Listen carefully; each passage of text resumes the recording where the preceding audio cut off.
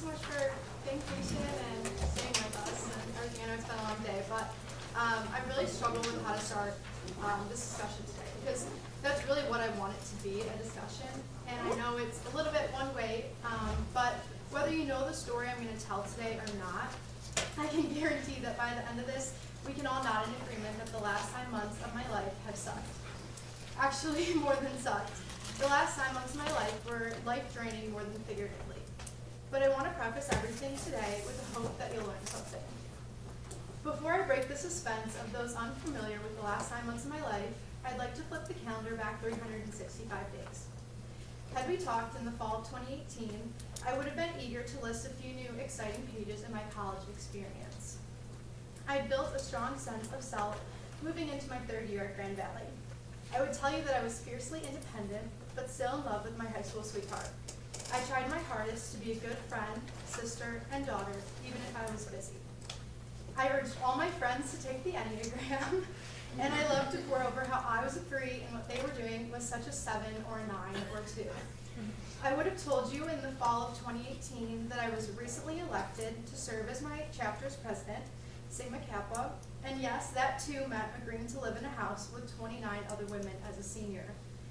I would probably mention how I was a disc assessment I who was working to avoid steamrolling conversations, and maybe we would talk about how passionate I was about my major, finance, and that the classes were going great. I really prided myself in a strong work ethic, time management, and good grades. And I too sat where you sat 365 days ago thinking, I have nothing to share. But careful what you wish for. Not all of this might make sense or sound relevant, but I do know that the way we identify ourselves in college and beyond is often viewed as the core of our character or even self-worth. Being a college student means that failure is not an option, and usually any and all resources are utilized to avoid failure. The college model promotes success: 4 years, a diploma, a job, and within that is each past test, class, and so on. And so I ask you, what is within your identity? Had we had coffee in the fall of 2018 or even today, what would you tell me about yourself? I'd actually like to explore this, so if you guys could take a minute to jot down at least 5 things about your worksheet, feel free to share with your table, and we'll come back to it in just a second.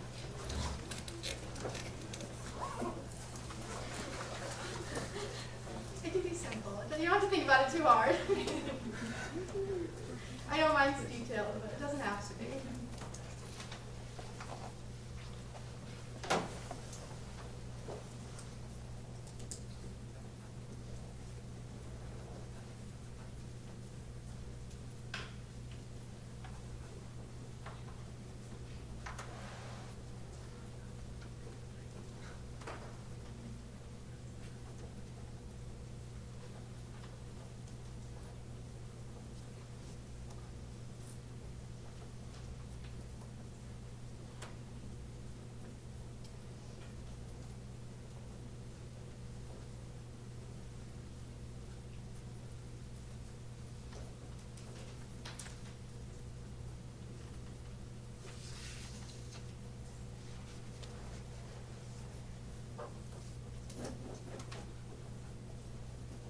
I know a lot of people are still writing.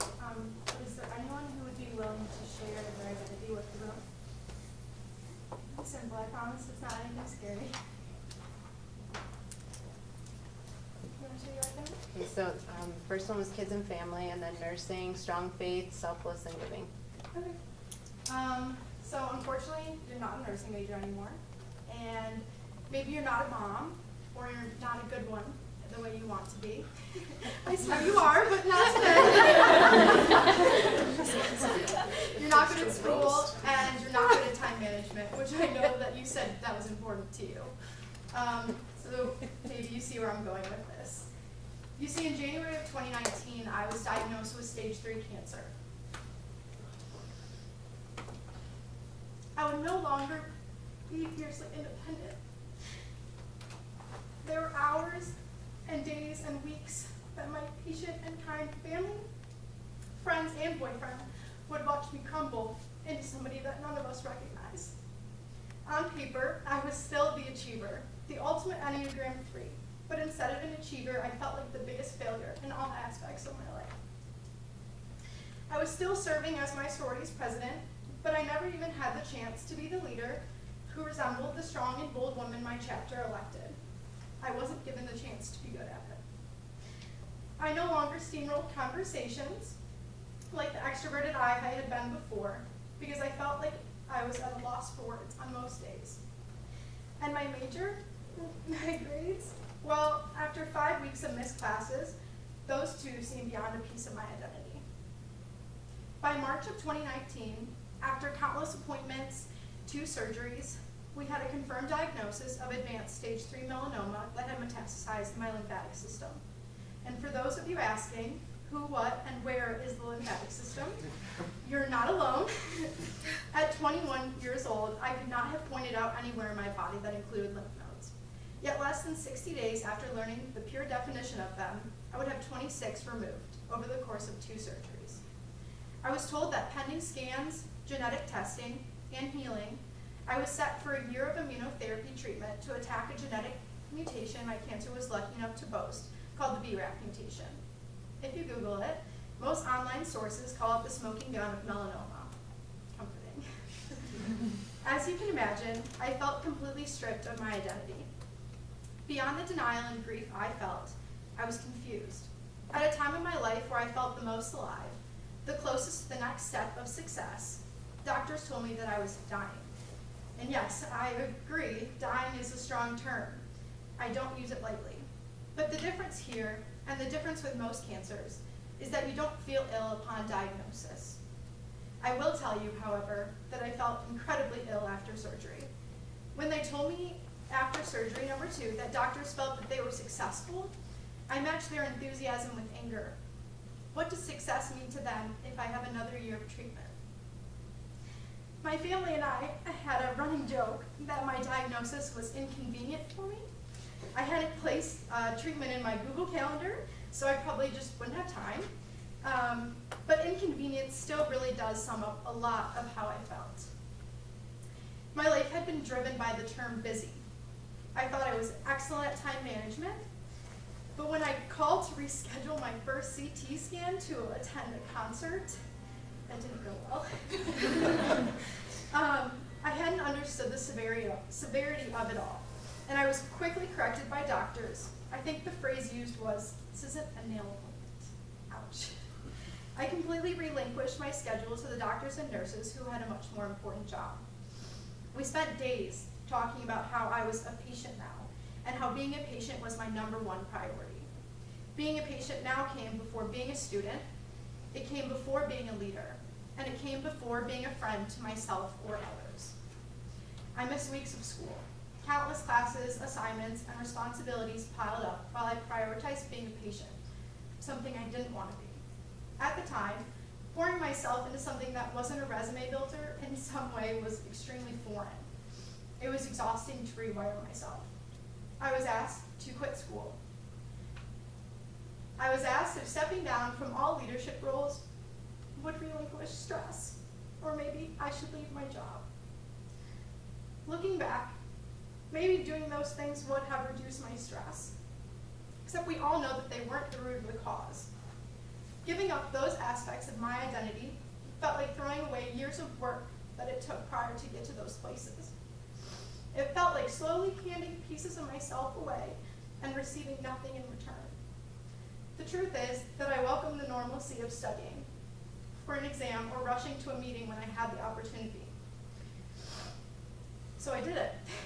I spent 83 hours in the library in the weeks leading up to final exams. Not a single assignment was removed from my syllabus, but instead the due dates pushed back to the infamous before the final exam. I poured myself into school because it was genuinely less painful than sitting at home and reflecting on the world around me. But before I knew it, summer came along. It was over. Again, I was told that continuing with my daily life was okay if I balanced it all correctly. To my own definition, balance had previously been, what can I fit in the hours between 8 a.m. and 10 p.m.? My parents had already begun the conversation with me that stepping away from school was the best idea while I learned what treatment really was like. Yet ever so stubborn, I decided to take an internship with a company I had applied to months earlier and decided to move in with friends downtown Ann Arbor to be close to work and doctors. I knew that learning to be independent during treatment would allow me to return to school in the fall. My family held their breath, but I went. Within a month of beginning immunotherapy, I felt my body whip through a roller coaster of symptoms. My muscles ached, my feet and ankles swelled to the size of my head, and nausea wrecked me whenever it pleased. While immunotherapy's kindest feature was the gift of keeping my hair, it was a tough road. I felt the most sick, even on days they promised we were making good progress. I could probably spend the next 10 minutes of our time together summarizing side effects, or days spent at the doctor's, or just general bad days, but I won't. Because the truth is, that's not the part of the story that will bring you all, as leaders, the benefit. I quickly realized that time management was no longer the demon that I needed to fight. Instead, I came to a crossroads with something that I had never lacked before: energy. While enduring treatment, we chose to do what I can best describe as traveling treatment. I took the pills home. This meant more freedom, allegedly less time in the hospital, and hopefully the highest level of normalcy one can have while the cells in their body are fighting against each other. While I'm for no reason the person who can give you the scientific background of my treatment, I can give you the results of the human experiment I completed on myself. Forgive me if the exact results aren't replicable, but I promise you can use some of them on yourself. So my daily routine was botched, thrown out the window, and I had to adapt. So I want to share with you some of the best tools that were given to me during treatment. And one of those tools is called the spoon theory. So before I share the spoon theory, I need a bit more help, so sorry on your end. But I want you to fill out your normal routine for me on the back of the page that I gave you. You don't have to think too hard about it. It can be 10 steps, 15, 5, but try and make it in order. And while you guys list some of your own routine, I can share mine from this summer. Again, don't think about it too hard. I promise I'm not, your teacher. So in the summer, I would wake up. I would take my medicine. Then the timer for me to eat next would go off because the medication required exact meal times. I would rush to work, arriving approximately 5 minutes late after catching my breath in the lobby to avoid my coworkers thinking I was out of breath after a 2-minute flight of stairs. I was. Finally, my alarm would eat to buzz, and I would close my eyes and pretend the fruit that I brought was bacon or donuts, something my mom wasn't currently letting me eat. I would drink an extra coffee or two and hope that the caffeine was somehow more powerful than the lull that seemed to fill my brain. Maybe our team would do a meeting. We would write down goals or objectives. And at the end of the day, I would make the 2-block trek back to my car and think, I swear it wasn't this far this morning. I would get home and my hands would ache from typing. Usually I would just stare at the kitchen from my place on the couch and beg it to cook dinner itself. Maybe I would settle for eating out, but the idea of driving anywhere seemed harsh. Then my timer goes off for dinner. The decision is made: cereal. A call from my mom explaining the benefits of going vegan most likely followed. Next up is medicine, with a side of nausea, of course, and then collapse into bed the way a marathon runner does at the end of their race, proud of the achievements of the day, while somehow criticizing how small some really were. So spoon theory, which is what we're going to do next, helps to bridge the gap between the sick and the healthy. And yes, I did just list a routine that rooted many of my days during treatment. But if I stated those steps alone, with no other explanation to offer, most of you would probably still ask, what is it really like to be sick? You've heard of cancer. You may have been exposed to somebody battling cancer throughout your lifetime, but you've not lived it. And it is my sincerest hope that you never have to. So spoon theory comes down to, how do I answer the question, what is it like being sick? How do I answer a question that I was never able to answer for myself? A question that I struggled with on my own terms because I didn't look sick. My hair was intact, my cheeks still rosy pink, but I was fighting a battle that without a conversation was invisible. So how do I go about explaining every detail of every day being affected and give the precise emotions a sick person goes through with clarity to others? But if I don't try and If I don't try and explain, how could I expect others to understand? Understanding time management probably comes easy to those in this room. That's probably why you're here. So if you would list time management as one of your skills, will you raise your hand? Yeah, so quite a few people. So I realized the time I gave you to spout your routine was minimal. And while my routine is very different than yours, is there anyone willing to volunteer? You have to be kind of brave. You have to come stand up here by me, but just in case, maybe. Okay, Hunter, you want to come up here? Sure. Don't fight.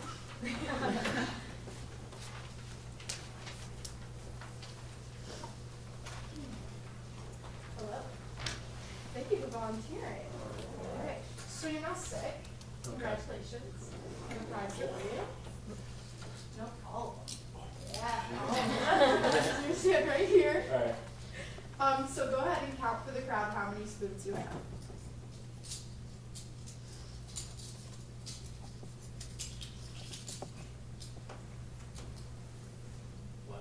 11. Okay. So in order to explain the difference between being sick and being healthy, it's really more about making choices or consciously thinking about the things that the rest of the world doesn't have to think about. So, that being said, do you want any more spoons? You're good? Maybe. Okay. Well, the answer is no anyway, so. So when you're healthy, you have a never-ending supply of spoons, right? You can go to the store, pick one up. You don't even need to go to the store. But you now need to plan out your day. So you need to know exactly how many spoons you're starting with, which is 11, right? Yeah. So you have 12 things on your list. Yep, just a reminder. So be always conscious of how many spoons you have throughout the activity, and don't drop them because they're a constant reminder that you have in things. Okay. So don't have them on the floor, that would be disrespectful. Okay, so do you mind walking me through your daily routine? If you remember, if you did it. I'll just get it. Okay. So I'd say wake up around 7, probably snooze my alarm 4 or 5 times, and then go to the rec center. Hold on. First of all, you skipped showering. I mean, you don't have to shower, that's fine. Oh, late shower. But getting dressed, packing a bag, driving to the rec center. So that's at least 2 spoons.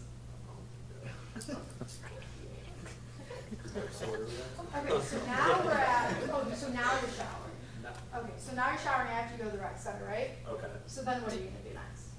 Get dressed. Well, you have to follow up. Okay.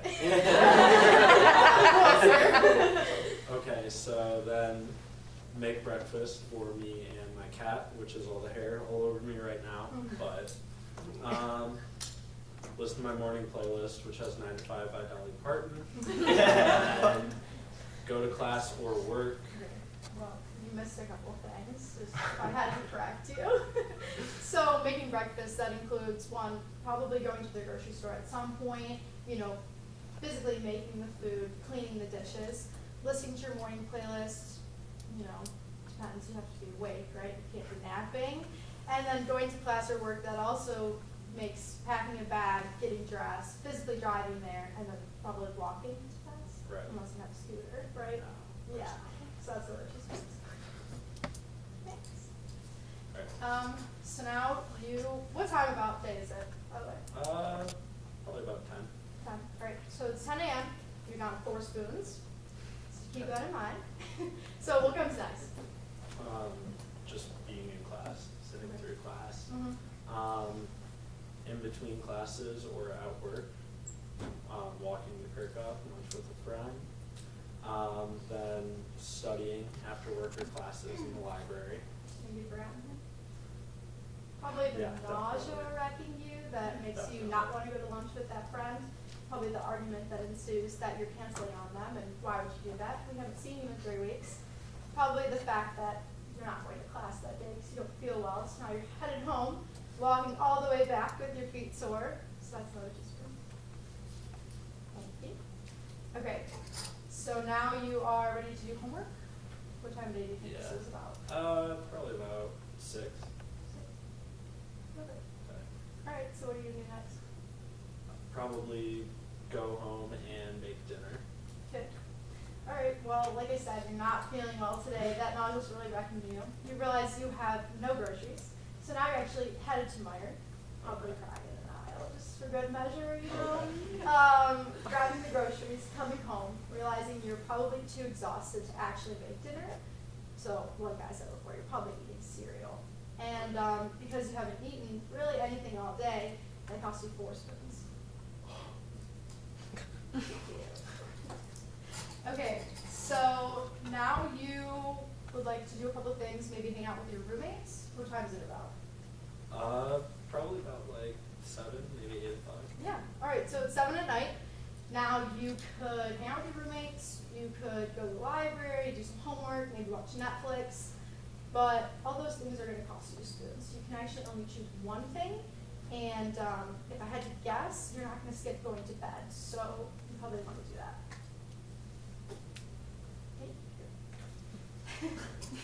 So, how do you feel? It's 7 p.m., you're in bed. Fun day, right? Oh, not at all. Okay, so we're in just a second. But most people start every day with an unlimited amount of possibilities. They have the energy to do anything that they desire, especially young people. So for the most part, they don't need to worry about the effects of their actions. But for my explanation, the reason that I use spoons to convey this point is I wanted to take something away from Hunter, and also spoons are free, they're off. But it has to give somebody the feeling of losing. Sick people experience a loss in the life that they once knew. So if I was in control of taking the spoons away from Hunter, then you know what it feels like when somebody or someone else has, in this case, or my case, cancer, being in control. So some days are worse than others. Some days you get more spoons or not, but it's never unlimited. It's always a set number. But you can never make it go away. You can't forget about it, and you always have to have the spoons in your hand. And so the simple way of thinking about it is the one spoon I have handy. The one spoon I did not give you is the spoon you have to live with in reserve. You always need to be prepared. The little extra energy saved will get you a long way. So here's your consolation prize. Thank you for volunteering.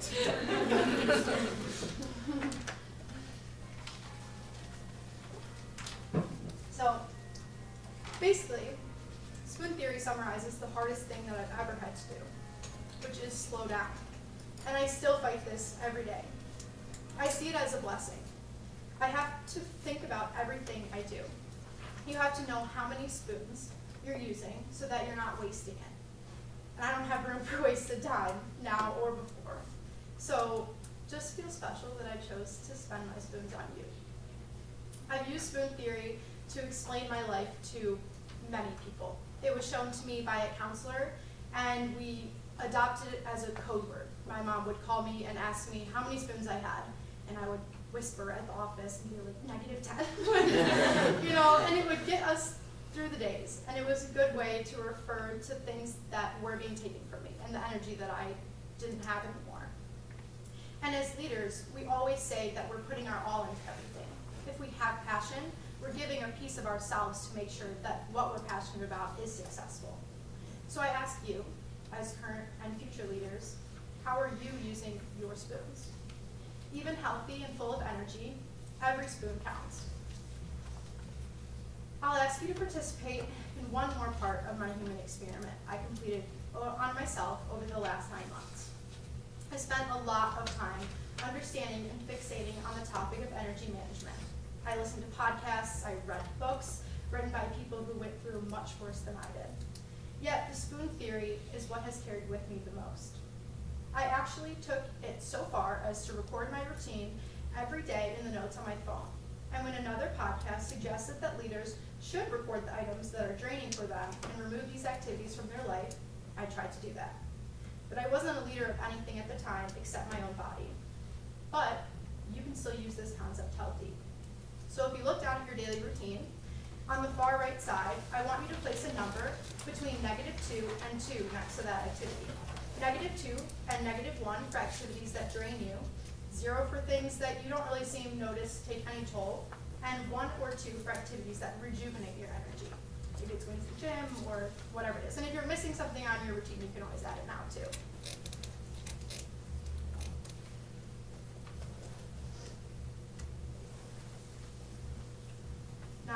most of you are still writing, but if you were to go ahead and add up those numbers, are you left with positive or negative at the end of your day?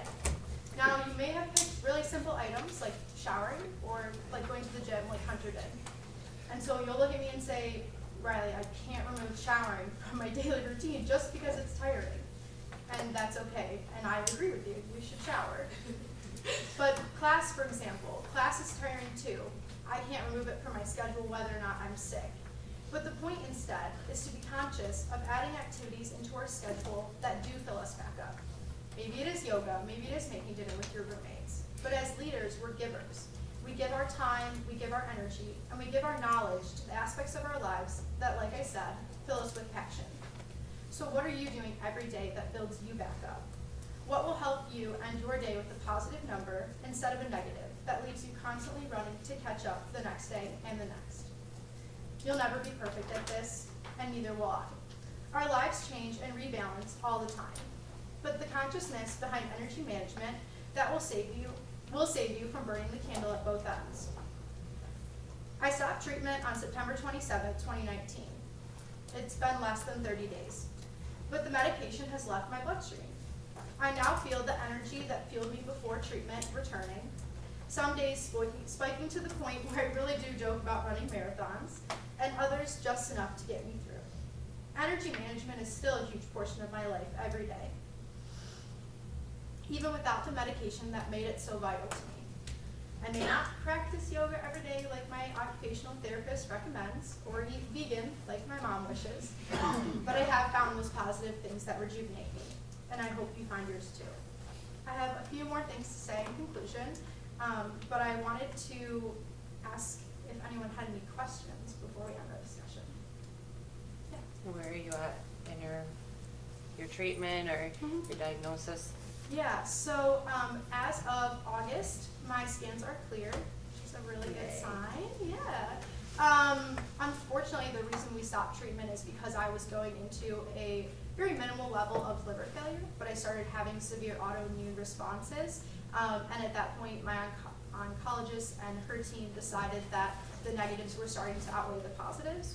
And because we can never scientifically prove whether the 6 months of treatment worked, I'll always test positive for the gene, but because my scans are clear, we can kind of take a pause and wait 5 more months and go back for scans. So it's kind of just a deep breath and a long wait. Any other questions? I threw a lot of information at you. Yeah. So when you moved to Ann Arbor, how did your roommates take? Because I mean, they were clearly had to have been impacted. Yeah. Too. Like, how was that dynamic? How did that dynamic happen while you were there? So my roommates were guys, which was one of the Glory. best decisions because guys ask questions. So it was actually a really fun experience. I mean, they had jobs as well, and so it was really more kind of finding a good schedule for all of us. I mean, they would stay up until like 2 a.m. playing Fortnite, which is like every college guy. But you know, I would be in bed by 7 p.m. ready to go to work. So I think it was more just like them learning over time kind of my habits and helping me or driving me to the doctors when they could. Any other questions? Oh, yeah. How did your mom deal with the situation? Like, how did it? Yeah. My mom could have a TED talk on her own. I swear, I think it's so hard because for me, like, I was really helpless, but it was my body. So I still had control over, you know, when I slept, when I ate, did those things that I could, that had control over. My mom was, you know, twice removed, so it's not her body. She has no control. So, you know, I made a joke about going vegan. Like, she did try and research everything she could. And I think one of the best decisions for me was how naive I was about the process. You know, I did some Googling, but as we all know, that's a dangerous path. So I really stayed away from the research aspect of it, and that really went all on my mom. My mom is a complete expert about it, and we have no family history of cancer, no genetic link. So this was kind of an at-random thing, which is, you know, difficult because I'm a rule follower, and I feel like I followed all the right rules, and, you know, still ended up with the bad card. So yeah. What's something that you felt like you needed from people while you were going through that you didn't necessarily always get, if that makes sense? Normalcy. I think for me, there was so many of my friends who would just, stop inviting me to things or wouldn't understand or would kind of like, we would get in like these nitpick fights of like, you're not opening up or you're not, we haven't seen you in 3 weeks. And I think for me the hardest thing was just that I wanted normal. I didn't want to hang out for hours on end and philosophically discuss my future with my friends. And so I think that was for me really what helped. And that's what I sought out with my summer internship. I actually did not tell the company until the end of the summer. So that is like where I got all of my gossip about dogs and boys and like very normal conversations during the day. So. Wow. That's what I was gonna ask. Okay. Yeah. So, like I said, I have a couple more things to say, but I really appreciate everybody's patience and just like a thank you to the Cook Leadership Academy for supporting me and telling my leadership story, even though it's still unfolding. I sometimes still feel like I'm in the eye of the storm, so it was hard to condense everything in a way that I felt would benefit the group. But I will always admit to everyone that I talk to that I've learned a lot over the course of my diagnosis. Beyond energy management, beyond spoon theory, I've learned the language of medicine, medications. I know for sure which nurses are better at finding my vein, and I know for my own sanity to always bring a blanket to the hospital. I've learned more about my own identity, strength, and relentless perseverance than I can summarize. I've grown leaps and bounds in knowledge and experience in what it means to be a follower of Christ when the phrase, God is good, is not a conversation starter. And the phrase, everything happens for a reason, I've definitely heard it from more people who are trying to offer support. And while I will tell you that I know God has a greater plan for all of us, I still can't wrap my head around this phase. Because if I could truly push the clock back 365 days, I would. I still love the girl I was a year ago. Fierce, but also fiercely naive. And I still see pieces of that girl's identity with me today. So no, I will not accept the lie that it was meant to be this way. But yes, I have gained wisdom and strength through this journey. And yet, my world would still be a better place if sickness did not exist. The consciousness of energy management, for those who are healthy, relates back to a stronger sense of understanding, which I hope will fuel you all to better support the people you cross paths with that are sick. So really, the wall between the sick and the healthy is a concept of being in between things, being two identities at once. I can still be healthy but sick by medical definition, or I can be sick but healthy by my own definition. And so a piece of my identity will always be left behind, but not left in the dust to be forgotten, but molded and shaped into something stronger over time. So I'll tell you that yes, I can be a balance of strength and femininity, and deep but lighthearted, confident yet humble, a walking contradiction. Because authenticity is not something we have or don't have. It's a practice, a conscious choice of how we live. Authenticity is a collection of choices we have to make every day. It's about the choice to show up and be real, the choice to be honest, and the choice to let our true selves be seen. Said no better than Brene Brown. So be conscious about your choices as a leader, and go ahead and look back at your first list. This may be your identity today, but are you willing to change? And what is the driving force of your identity? I'm not going to make you share. I know that's personal, but go ahead, think about it. And what keeps you and your spoons going every day? For me, it was energy.